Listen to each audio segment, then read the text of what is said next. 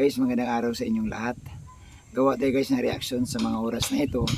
Ito yung nangyari sa live ni Kuya Brooks na kung saan minura ni Kuya Brooks ang mga antay. At higit sa lahat guys, may patama si Kuya Brooks sa kanyang kapatid. So dito guys, panuorin natin ang live ni Kuya Brooks. O pakinggan natin ang audio na ito sa live ni Kuya Brooks. At kayo na po bahala guys, no, mga viewers. Kayo na po bahalang humusga kung ano po ba ang nararapat, tama ba itong ginawa ni Kuya Brooks or hindi. Pero siyempre guys, para sa akin, may karapatan si Kuya Brooks na magsalita kasi kapatid niya si Kuya Bal.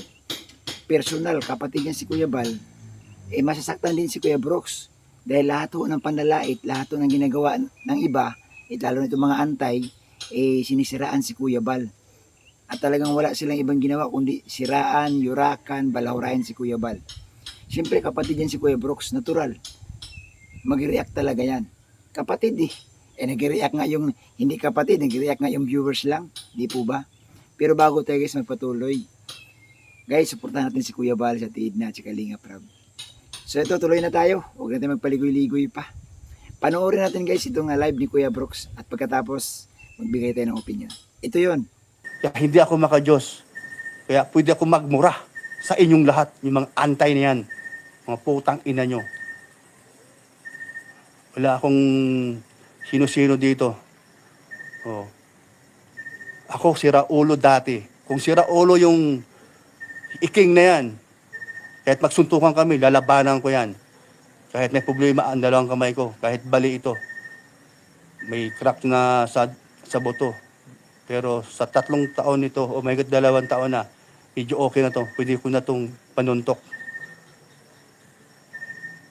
Kaya wag nyo akong hahamunin. Palaban ako, mga putang ina nyo. Hindi lang sa social media.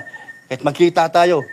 Sinabi ko na Kuya Bal yan, pag nakita ko si Iking, talagang may kalalagyan sa akin yan. Dahil sila ang nag-umpisa niyan. Kahit si Pulang Uod, kahit malaki sa akin yan. Putang ina yan. Mga walang hiyayan, mga walang utang na loob. Ha? Oh, 1-on-1. Sa kanya kasi na-i-block niya kami. Siya mismo. Ang sabi niya sa amin, wala ng kapatid. Ha? Yun, ginagamit mo ngayon yan. Kapisot, putang ina ka, kapisot. Wala kang hiya. Tang ina mo. Tang ina mo, kapisot. Nadamay tuloy si Ate Amy. Wala, hindi sana mailabas ko yung sama ng loob ko sa kanya. Sa TV nga na nag-ano sa akin. Nagpumigil dati noon. Wag mo na raw. O ngayon, Ate Amy, magsalita ka ngayon. Hindi pangit ang ugali ni Kuya Bal. Ikaw, bakit ugali mo noon pa? Mga bata pa kami. At pati nanay namin, nanay natin. Binubuy mo rin yun pag mayroon kang binibigay. Matanda ka na pero ganun ka pa rin. Sino ang sumira sa relasyon natin lahat mga kapatid? Nandito kayo. Masaya na sana tayo. At ilang taon na hindi tayo nag-uusap. At saka Ate Bing din. Ilang taon na hindi kayo nag-uusap dahil sa ugali mo. Oh. Natuwa ako, masaya. Matapang kayo sa social media. Kung ano pinagsasabi nyo, okay lang, wala akong problema. Pagka kayo nag-content sa Kalingap, huwag nyong sirain ang ama ng Kalingap dahil legit yan. Legit yun ang kanyang Kalingap. Nakarehistro yan. Kayo mga kolorom, mga putang ina nyo. Putang ina nyo talaga kahit kailan. Kapisot, putang ina ka rin. Hayop ka. Putang ina ka.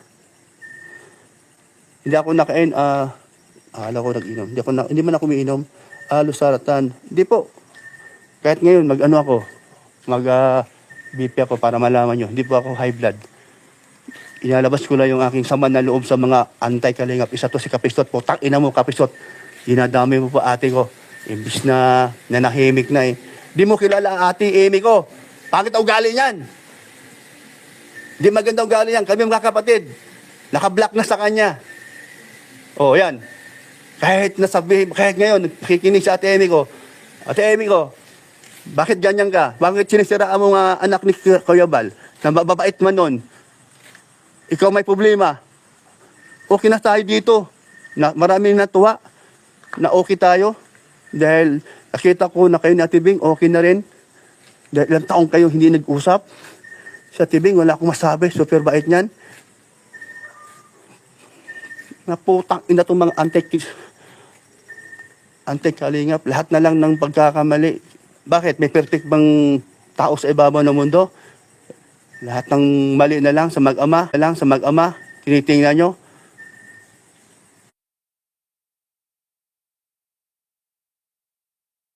Na lang sa mag-ama. Tinitingnan nyo. Puro kayo, hinahanapan nyo yung pera.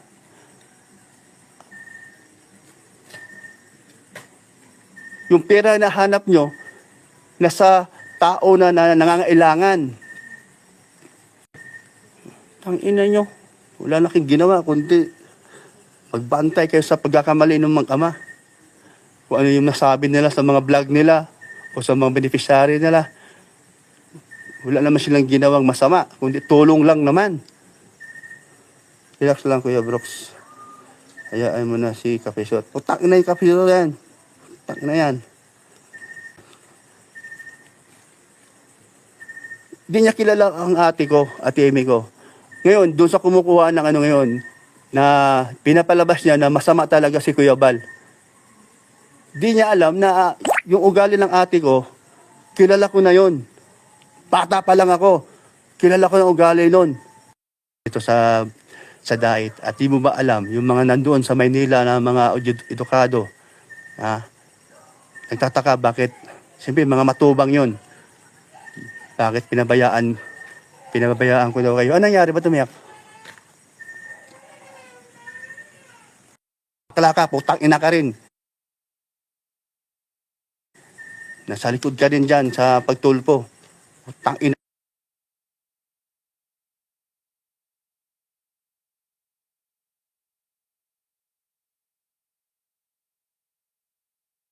Mo, takal ka ng kumakalaban sa mag-ama. Nakabantay ka lagi. Tang ina ka, isa ka pa. Ano bang problema ninyo? Bakit nyo inaano yung mga beneficiary ng Kalingap? Ha? Di pasok sa loob yan. Nagagalit sa akin pag dumumura ako. Pasok mo. Ina nyo. Tang ina nyo talaga. Tang ina nyo. Poke ina nyo. Tang ina nyo. Yung mga dating striker dyan na lumundag na doon, mga dalawa ang mukha, doble cara, mga putang ina din nyo, mga hayop kayo. Wala kayong ginawa kundi babalahura sa mag-ama. Mga putang ina nyo.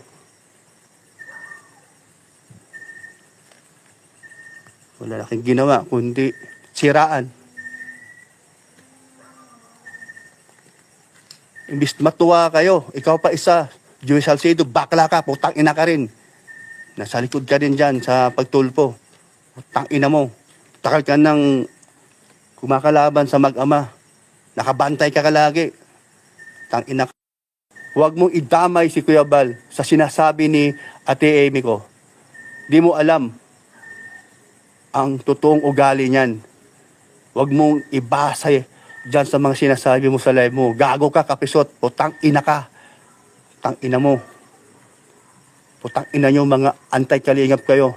Pati yung sponsor ng anti-kalingap, ginamit nyo si Biancy. Nadamay tuloy.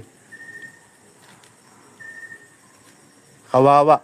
Imbis na sa loob ng kalingap, ano ba ang tingin nyo sa ginagawa ni Rab at ni Kuya Bal sa mga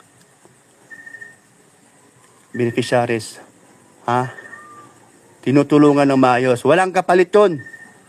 Kahit si Reyna, nawakwak. Alam ko naman, na ginamit lang ang mga kasama namin vlogger. Nasilaw sa pera. Okay. Ngayon, ginamit ang nanay. Nawakwak ang nanay. Dahil anak niya si Reyna, dinadali na. Yung ba, kawawa ang mga anak niya ni Maylin ngayon. Maraming naawa doon sa mga anak ni Maylin.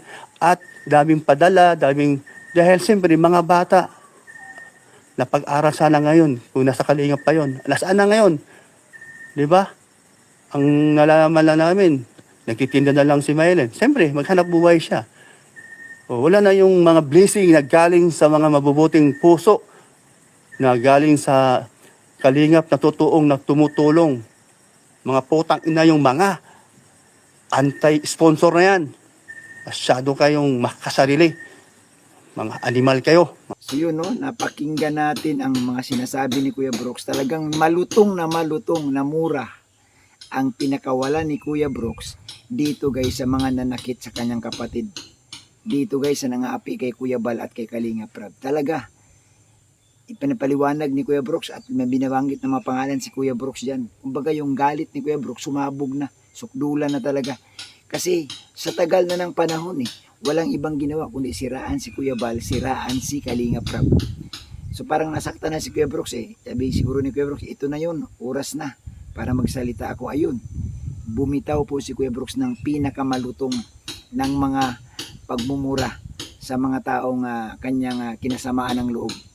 So guys, kayo na pong bahalang humusga. Nakapagbigay naman tayo ng maiksing opinion. Siyempre, karapatan nga ni Kuya Brooks ang channel niya yan. At karapatan talaga ni Kuya Brooks na kampihan si Kuya Bal at maglabas ang kanyang saloobin. So guys, paki-like naman itong video na ito upang i-share pa ni YouTube sa iba. So maraming salamat sa inyong lahat at isang mapagpalang araw mga kababayan.